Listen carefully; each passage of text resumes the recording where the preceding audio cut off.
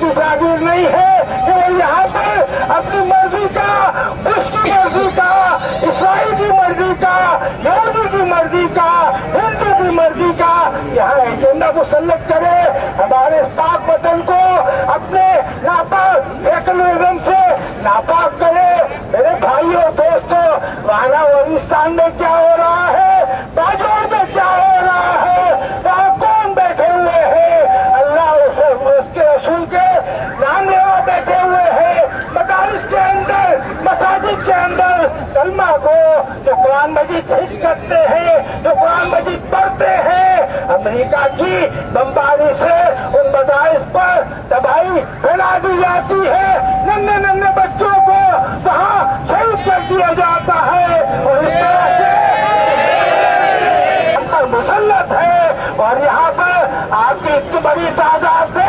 جمع ہو کر اس بات کا اعلان کر دیا ہے کہ اب یہاں اس جرنیل کی یہاں جرنیلی نہیں چلنے دی جائے گی، یہاں پر یہ امت مسلمہ، یہ پاکستان کے غریب عوام جو کہ مہنگائی، بے روزگاری اور یہاں امن و امان کے ستائے ہوئے ہیں، جنہیں اگر ضرورت اس بات کی ہے تو وہ مہنگائی کو ختم کرنے کی بات تھی کہ ان کو پیاز سستی ملے، انہیں آٹا سستا ملے، انہیں چینی سستی ملے، انہیں دالیں سستی ملے، انہیں گھی سستا ملے، لیکن یہ چیزیں ہوا سے باتیں کر رہی ہے، آسمان سے چھو رہی ہے، عوام کے ہاتھ سے وہ تمام چیزیں اب نکل جا چکی ہے، عوام فاقہ کشی پہ مجبور ہے۔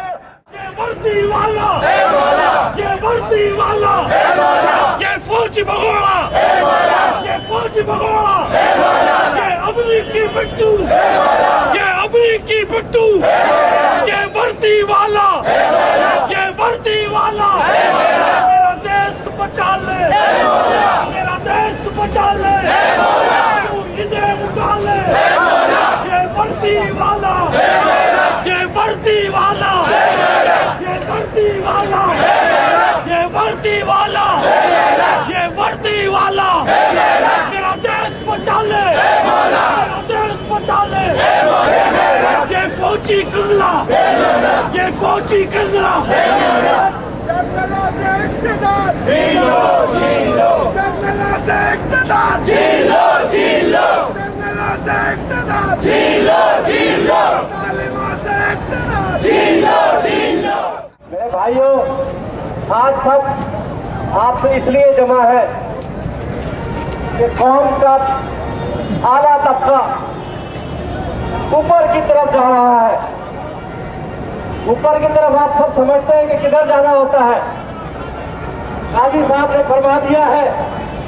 کہ آنے والا وقت ان کو اوپر لے کے جائے گا، اور انشاءاللہ تعالی یہ غریب عوام اب ان کی جگہ پر ہوگی،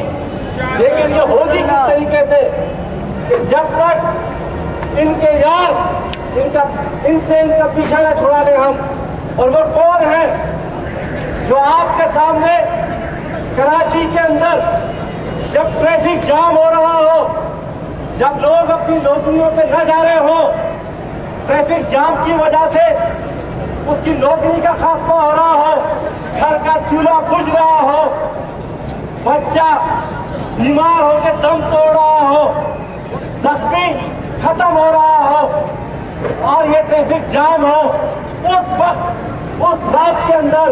اس شہر کراچی کے اندر جب ضرورت تھی کہ ان لوگوں کے اوپر روپیہ خرچ کر دیا جاتا، 6 کروڑ روپے ان لوگوں نے ناچ گانے کے اوپر خرچ کر دیے۔ لوگ ان غریب ووٹوں سے منتخب ہونے والے جب اس جنرل کی دباؤ پکڑتے ہیں اور کہتے ہیں کہ جتنا خون چوسنا ہے تم چوس لو کیونکہ ہم تمہارے ساتھ ہیں، اور جب اسمبلی میں قرارداد پیش ہوتی ہے تو یہ غریبوں کے بولنے والے یا ان کے لیے آواز اٹھانے والے یہ جھوٹ کے کامبر اسمبلی کے اندر ہاتھ اٹھا کے کہتے ہیں کہ ہمارا مقدر مہنگائی ہے، ہم مہنگائی کے لیے ووٹ دیں گے۔ پھر کیا کرنا چاہیے؟ پھر سب کو باہر نکلنا چاہیے اور چھین لینا چاہیے ان سے ظالموں سے اقتدار چھین لو، ظالموں سے اقتدار چھین لو، ظالموں سے اقتدار چھین لو۔ یہ चलने की रखें और उसके हुक्म पर चलने वाली इस शहर कराची के लोग जानते हैं कि जितनी नफरत इन्होंने इस वर्दी से की थी, आज उससे ज्यादा प्यार इस वर्दी से करते हैं, क्योंकि उनको अपनी बका चाहिए, उनको गर्दन चाहिए, वो कभी नहीं आ सकते, चाहे मरकजी हुकूमत हो, चाहे सूबाई हुकूमत हो, चाहे सिटी गवर्नमेंट हो। वो गरीबों का दम भरने वाले कभी गरीब के नहीं हो सकते। गरीब के लोग ये खड़े हैं जो आज भी कल भी आपके साथ है, आज भी आपके साथ है और इंशाल्लाह आइंदा भी आपके साथ होंगे। ये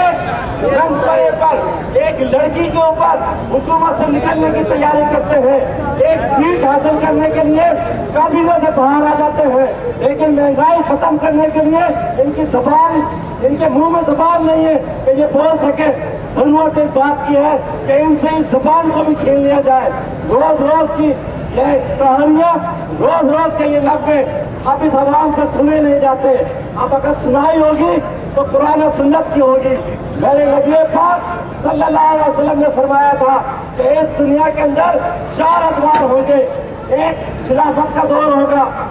एक मलूकियत का दौर होगा और एक जबर का दौर होगा और चौथा इस्लाम का दौर होगा। इस वक्त हम जबर के दौर से गुजर रहे हैं और जबर के दौर को जिसने बर्दाश्त कर लिया, जिसने इसका साथ दे दिया और जिसने जालिमों से निजात के लिए हाथ बुलंद कर लिए, इंशाअल्लाह ताला आइंदा आने वाला वक्त इस्लाम का वक्त है, क्योंकि नबी ने फरमाया है, हमारा ईमान है कि उसका फरमाया हुआ कौन सच्चा है और इंशाअल्लाह ताला ये सब भागेंगे। न ये वर्दी रहेगी, न ये वर्दी वाले रहेंगे और न ये उनके हवाली रहेंगे, न उनके चाले वाले रहेंगे और रहेंगे तो इंशाअल्लाह ताला ये ला इलाहा इल्लल्लाह मुहम्मदुर रसूलुल्लाह का परचम रहेगा और इसके चाले वाले रहेंगे और इंशाअल्लाह ताला वक्त आ रहा है, वक्त आ रहा है इन जालिमों से निजात का। भाइयों, बुजुर्गों, दोस्तों, माओ, बहनों, बेटियों, ये 12 अक्टूबर सन 99 का वो फेर है जिसमें आज पूरा मुल्क और मिल्लत मुलव्विस हो चुके हैं। ये हमें खजाने खाली होने की नवीद सुनाते थे, फिर कहते हैं 12 अरब डॉलर से हमने खजाने भर दिए, लेकिन एक गरीब आदमी का पेट नहीं भर सके। ये उन गरीब माओ, बहनों, बेटियों की पुकार है जो अपने घरों में इज्जत और आबरू के साथ रहने के लिए उन्होंने ये सरजमीन पाकिस्तान बनाई। आज हिंदुस्तान में करोड़ों मुसलमान इस पाकिस्तान बनाने की कीमत अपने खून से, अपनी जान से और अपनी मस्जिदों की शहादत से दे रहे हैं। क्या इसलिए हमने ये वेलफेयर स्टेट बनाई? इस्लाम के खुशहाल और फारिगुल बाल उस निजाम को और इज्जत और आबरू के साथ रहने को हमने ये पाकिस्तान बनाया। लेकिन 6 दिसंबर सन 92 को बाबरी मस्जिद की शहादत के बाद हिंदुस्तान के मुसलमानों को उनके जान, माल, इज्जत, आबरू और मस्जिदों की कुर्बानी की शक्ल में हमारे बनाने की कीमत अदा की जा रही है। मस्जिद गिराने वालों से हिसाब तो हम लेंगे, लेकिन पहले इनको, जिनको हमने इसलिए तैयार किया कि ये हमारी सरहदों की हिफाजत करें। मेरे भाइयों, देखिए, ईरान जो हमसे छोटा है तादाद में, उसने अमेरिका को ललकारा। नॉर्थ कोरिया 2.5 करोड़ की आबादी, एटमी धमाका कर लिया और हम 16 करोड़ की आबादी, एक एटमी कुव्वत, इतनी बड़ी फौज, और हम कभी ईमेल पर और कभी टेलीफोन पर और कभी फैक्स पर उनकी बातें मानते हैं। ये कैसे महंगाई को खत्म कर सकते हैं? इन्होंने अपने खर्चे बढ़ा रखे हैं, इन्होंने चोरों, डाकुओं, लुटेरों को इख्तिदार के मनसब पे फाइज कर रखा है। ये जब तक इनका जाना ठहर गया, ये सुबह गए या शाम गए, जब तक ठोकरे मारकर इनसे हम इख्तिदार की कुर्सी नहीं छीनेंगे और यही चिराग चलेंगे तो रोशनी होगी। मेरे दोस्तों और साथियों, जनरल परवेज मुशर्रफ पिछले 7 साल से इस कौम पर मुसल्लत है, लेकिन उसने अपने वादों में से कोई एक भी वादा पूरा नहीं किया। परवेज मुशर्रफ ने कहा था कि मैं कौम की लूटी हुई दौलत बैरूनी मुल्क से मंगवाऊंगा। परवेज मुशर्रफ ने कहा था कि मैं लोगों का मुहासबा करूंगा, लोगों का एहतसाब किया जाएगा, लूटी हुई दौलत کی، لیکن پرویز مشرف نیب کے ذریعے لوگوں کو جمع کر کے مسلم لیگ کا اور اسی طرح ان کے اتحادیوں کی شکل میں 7 سال سے اس ملک پر مسلط ہے، لیکن ان ملک کے غریب عوام کی دکھوں میں اور ان کی تکالیف میں مزید اضافہ ہوتا گیا ہے۔ پرویز مشرف کی آمد سے پہلے جو چینی 16 روپے کلو تھی آج 37 روپے کلو میں مل رہی ہے، جو آٹا 80 روپے 10 کلو کا ملتا تھا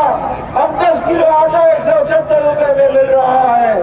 جو پیٹرول 27 روپے میں مل رہا تھا لیٹر وہ آج 57 روپے میں مل رہا ہے، جو ڈیزل 10 روپے 61 پیسے میں ملتا تھا پرویز مشرف کی اس حکومت میں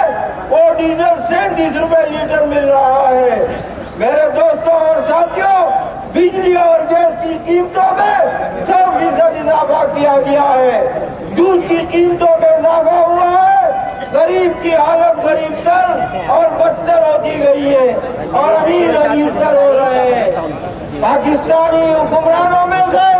جو لوگ چینی کے کارخانہ دار ہیں انہوں نے حکومت کی آشیرواد کے نتیجے میں حکومت سے مل کر چینی باہر کی مارکیٹ سے منگوانے کے راستے میں وہ رکاوٹ ہے۔ بیرونی ممالک میں چینی سستی ہے، پیٹرول کی قیمتوں میں 25% کمی ہوئی ہے، لیکن ہمارے حکمران 1 لیٹر پیٹرول پر 30 روپے کا ٹیکس لے رہے ہیں۔ میرے دوستوں اور ساتھیوں، یہاں عجیب نظام اس ملک میں چلا ہے، کتے آزاد چھوڑ دیے اور پتھر باندھ کے رکھے ہیں۔ یہاں پر ناچ گانے کی تو اجازت ہے، لیکن غریب عوام کو آٹے چینی کی مہنگائی کے خلاف احتجاجی کرنے کی اجازت نہیں۔